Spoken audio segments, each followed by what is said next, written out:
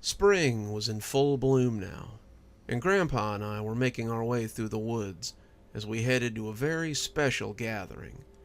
Grandpa had an extra spring in his step today, and his cough was all but gone as we made our way to the camp of the Moon Elves. Grandpa was moving like a spry and energetic Yoda, hopping along like a wrinkled frog as he outpaced me. I could barely keep up with Gramps today, and the idea of getting to see the Moon Elves in their caves, a place I had only described to him until now, was something that he had really looked forward to. "Come on, kid," he called. "By the time you get there, the festival will be over." "I'm coming," I said, huffing a little as we went. "They aren't going anywhere, Grandpa." We had been hiking since early morning, and I was worried I wouldn't have any energy for a feast once we got there.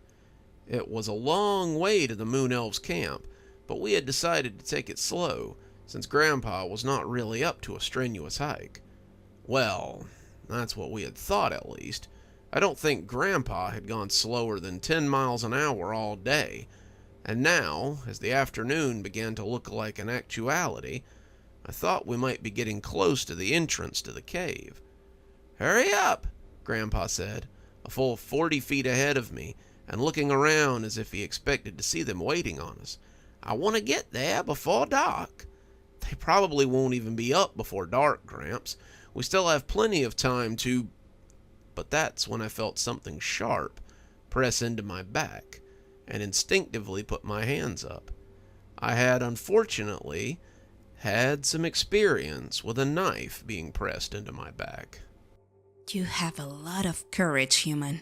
Coming into the Moon Elves' territory like this was very brave, but very foolish. What shall I do with you that I have you at my mercy? I grinned, recognizing her voice. "I guess you could remind me where the entrance is, since it's been a few months since I was last here." I turned my head a little, and sure enough, it was Glimmer, who smiled back at me. It is good to see you, she said, putting her knife away and wrapping me in a hug. "It's always good to see you," I returned, kissing her cheek. "It looks like we weren't too far off with your directions."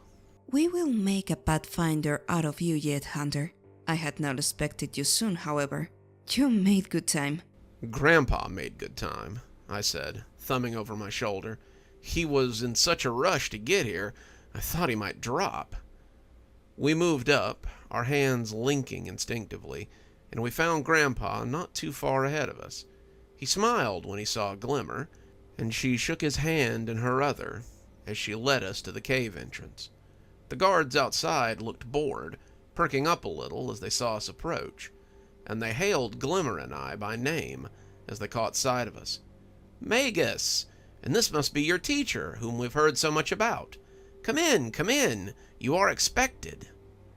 We headed down into the cavern as it descended into the earth, and when we came out on a marvelous chamber, the lights of the camp below us, and the lights of the castle and the manors built into the wall above us, I heard Grandpa gasp audibly.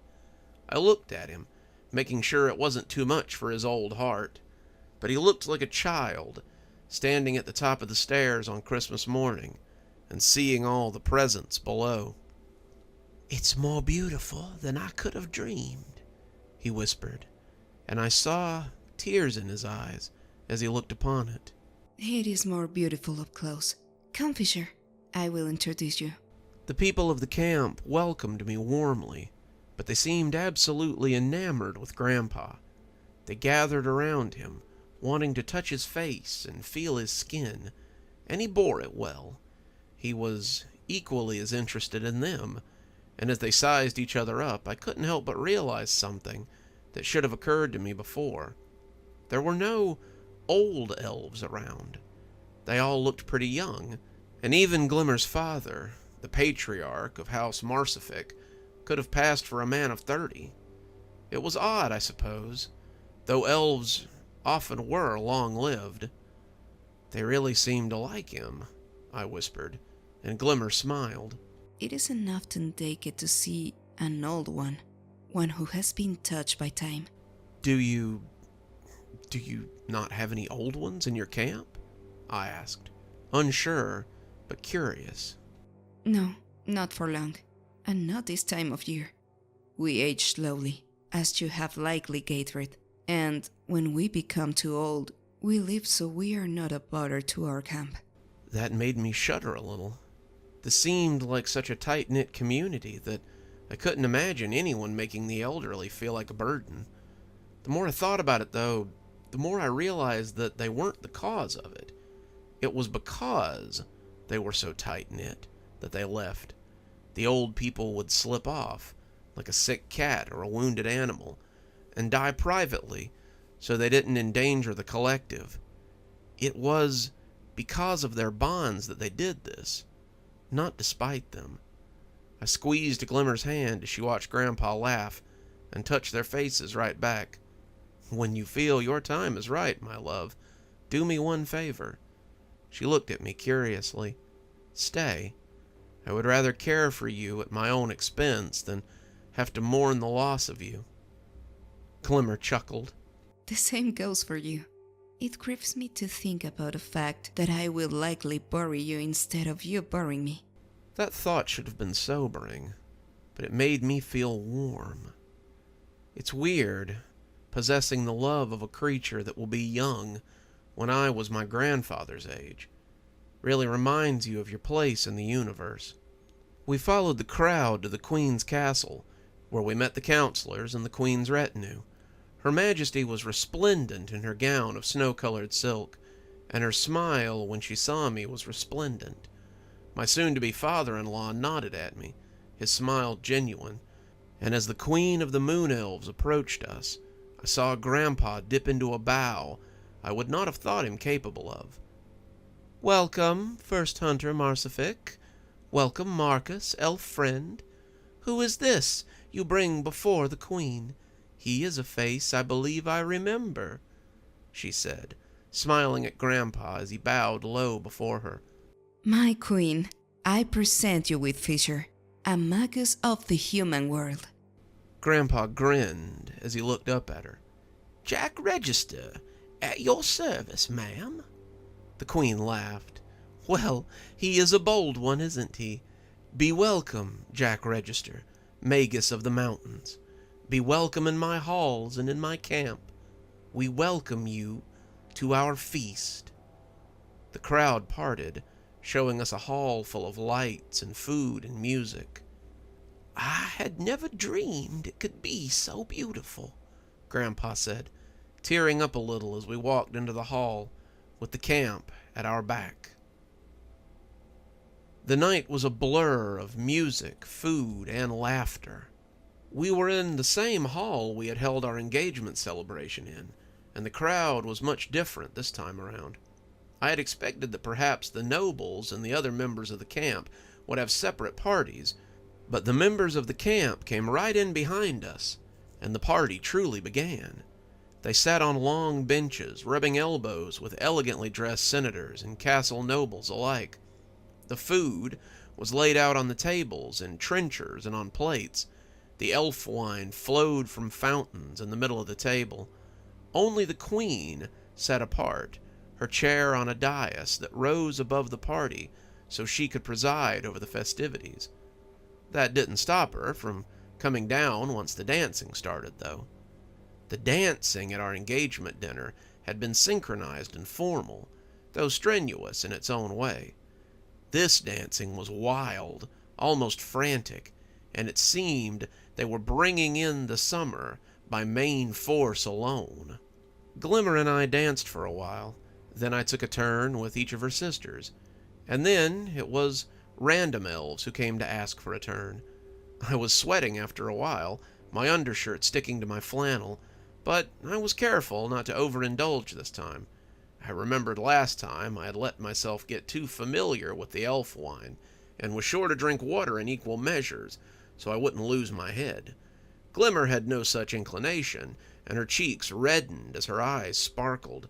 She tapped a fair elf maid on the shoulder after my 13th or 14th dance of the evening, and asked to cut in before leaning heavily against me, and swaying before the girl had fully gotten out of the way. I have been waiting for you to come back around. Looks like you're having fun, I said, twirling her a little as we moved about the floor. Oh, yes. She said, leaning back as she watched the ceiling. I do so look forward to spring. It is a time of rebirth, of rekindling, and it is my favorite season. The music lessened some then, and someone was announcing a name that I remembered.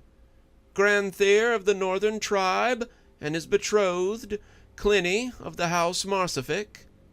The dancers clapped, and Granthere came down the stairs with Glimmer's sister, Clinny, on his arm. She looked radiant in her gown, Granthere cutting a handsome figure in his suit, and when he saw us, he smiled and came onto the floor to greet us. I felt Glimmer stiffen a little, but she needn't have. Granthere's smile told me everything I needed to know, and it seemed we were still on good terms. Marcus! I hadn't expected to see you here. Aurelia, as beautiful as always. Granthere, Glimmer said, though it sounded more like a snarl. Granthere smiled, shaking his head. Marcus, make sure you don't cross this one. She has a long memory. How have you been? And I pumped his arm as we both tried not to crush each other's fingers. Very well. How are things up north? We came off the dance floor then, so Glimmer could talk to her sister, who had been enjoying the hospitality of the north for the last few months, and I could make small talk with Granthere. We sat with Grandpa and Tantalus, Glimmer's father, and Granthere regaled me with his tales of the hunt while I told him about our hospital adventure. He was impressed, saying he had never hunted a ghost before, and commended Glimmer on her skill with a blade. Glimmer nodded, some of the anger leaving her as her sister told her about Granthere's dogs and his longhouse and the other sights that she had seen. You simply must see the lakes someday, sister. They are impressive. That's why they call them the Great Lakes, my dear, Granthere said, the two rubbing their noses together as they laughed. I smiled. I was glad that Granthere had found someone to keep him company, and that it wasn't my fiancée. As he started talking about wolves, however, I picked up snippets from the conversation between Grandpa and Tantalus. I must say, Tantalus said, slurring a little from the elf wine, your grandson and my daughter make a handsome pair. Yes, Grandpa said, beaming, they certainly do. I was glad to see that Grandpa was also taking it slow, his water cup often sooner at hand than his wine glass. I won't lie, we had kind of expected to hold an engagement for the two of you, but that was so long ago. Grandpa's face darkened a little. I suppose, perhaps, that may have been a possibility. Once. I do not mean to bring up the past, Tantalus said, seeming to realize he had misspoken. Our daughter spoke very highly of you. She still does. But once there was such admiration, we only thought that, well, I suppose. Tantalus seemed to lose his train of thoughts, but he recovered quickly. Well, it doesn't matter, I suppose. She hadn't spoken much of you until very recently, when you were rediscovered, and by then her musings were mostly of your grandson. Grandpa didn't say anything, but Tantalus was saved from embarrassment by his wife. Come, husband, you have not danced all night, and I know you are loose enough now for such revels. He smiled, taking her arm and letting her lead him away. Right you are, dear, right you are. The two left, but it seemed that Grandpa's mood was here to stay. I couldn't get back to the conversation, my own concentration torn by the sight of Grandpa as he drank and stared into the middle distance. Some party, I said as we lay in our bed some time after dawn. The revels had gone on until the sun came up, and by then most of them were snoring in little clumps around the feasting hall. Granthere and his betrothed had excused themselves some time before dawn, and we had left with the other Marsifics as the sun came up. Tantalus said he had Grandpa and I a room, and no, he couldn't have his daughter and I share a bed until we were properly married.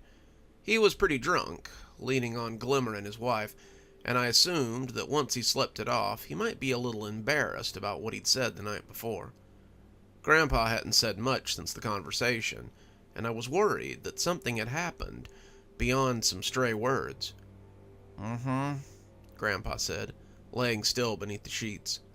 "Lot of dancing. My legs won't thank me tomorrow, I'm sure." Grandpa said, staring at the ceiling. "Is something wrong, Gramps?" I asked, sitting up on an elbow.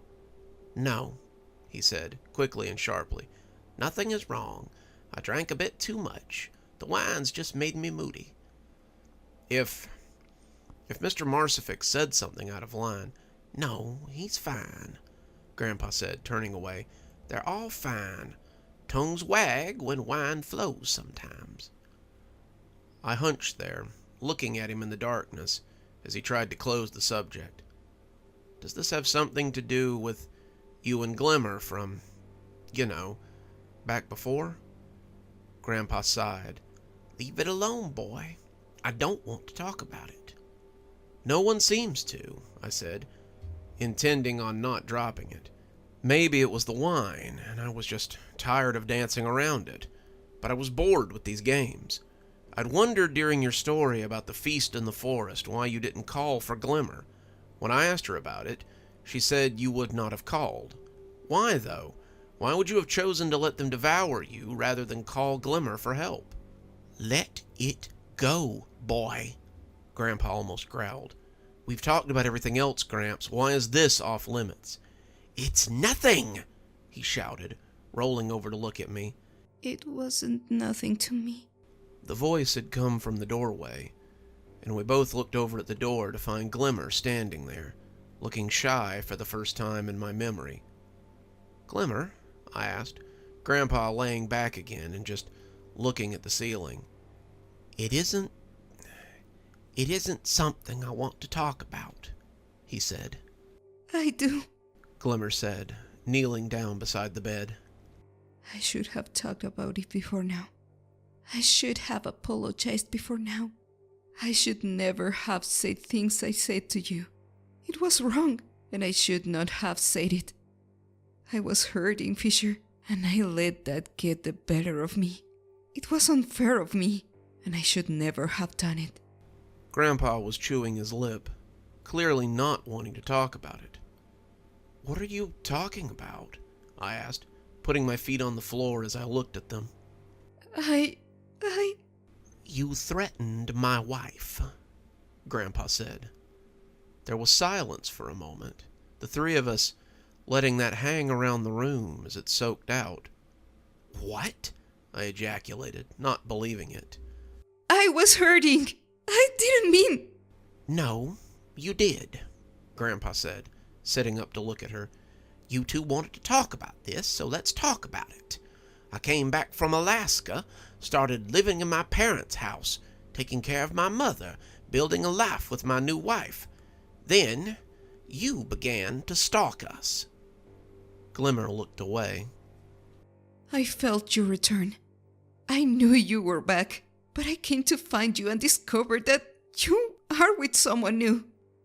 We had always been close, Fisher. You were closer to me than members of my family. And seeing you with this stranger was unbearable. "I felt you too," Grandpa said. "I knew you were skulking about, so I came to find you. I didn't know how upset you were, but I felt you were unhappy. Then, instead of welcoming me back, you raged at me. You were so angry. I had dared to come back with a mate. You threatened her. You threatened our home. And then you threatened me. Glimmer said it, though she sounded more ashamed than angry. You told me that if I ever came near your home or your family, you would answer me in kind. You would see me as a threat, and you would destroy me. Grandpa nodded. "I'm not proud of it, but I had to protect my family, and you were acting irrational." It wasn't why I stayed away. I stayed away because I was ashamed of how I act. I looked back on the words I had said, and I grieved, I cried because I hadn't done what I had set out to do. I hadn't changed your mind. I hadn't brought you back to home. I had done the opposite. I had pushed you away, and the more I thought about it, the more I knew that you would never come back. I had lost you for all time, and it was like losing you all over again. It's too late for me to ask for forgiveness. I know that, but... Grandpa shook his head. I forgave you a long time ago, Glimmer. I forgave you because I knew you were hurting. I didn't call you before that night, all those months ago, because I didn't think you would come. I didn't think I would ever see you again, and I was okay with that. We had been friends, Glimmer, but sometimes friends grow apart. I wished the best for you, but I knew our time was over. Glimmer was crying, but when he put a hand on her arm, she looked up. But, and believe me when I say it, I was glad that you and Marcus were able to make something together. Something that we couldn't make together. She hugged him then, and he patted her back as she cried against him. I came over to join them, and I expected Grandpa to be upset with me for pressing him. He looked up, though, his usual Grandpa smile back in place, and threw an arm around me as well. You were right, he said with a chuckle. I guess it does feel good to get it all out there. We sat that way for a while, all of us crying and talking as the day went on, and when the rest of the house began to come to life, we had all gotten it out of our system. The rest of the trip was fantastic. Grandpa and I saw so much, experienced so much, but the part that will always stand out to me is that night. It felt good to talk about it, and I felt we made more progress than any other story Grandpa had ever told. It was a great trip, and something I'm glad Gramps got to experience. We never know how much time we have in our life, and things like this are best experienced with the people we love. At least, that's what I think. Good evening, everyone. It's me, Dr. Plague. Thank you so much for joining us for tonight's show. If you think you might like a little more spooky in your life, then please feel free to click on one of the videos we have up here. Maybe look at one of the playlists if you're trying to get caught up. I know, there's so many videos on the channel. There's so many series that are going at the same time. Sometimes you just need a little refresher course, and I gotta say, I always enjoy the views. If you're not subscribed, feel free to hit that subscribe button. Maybe hit the bell so you don't miss anything. We upload a lot on this channel, so you won't want to miss a single story as they come out. If you'd like to support the channel, you can click on the Amazon link down there. There's quite a few books in my Amazon account. You can have a look, and if you'd like a signed copy, get up with me through email, and I'll be happy to work something out with you. Also, there's links to my Patreon, and you can become a member on the channel if you'd like your spooky a little bit early. Patrons and members on the $5 tier get their videos 12 hours early. That's in the morning as opposed to in the evening. Patrons at the $10 level also get a signed copy of my book anytime I write one. Speaking of my patrons, you should see them appearing right now. Just wanted to take a minute to say how much I appreciate all of you. Patrons, subscribers, however you give to the channel. I really appreciate everything you do, and it truly touches me that you have chosen to support the channel in this way. Well, that's enough for now. Till next time, Dr. Plague, signing off. Have a wonderful evening.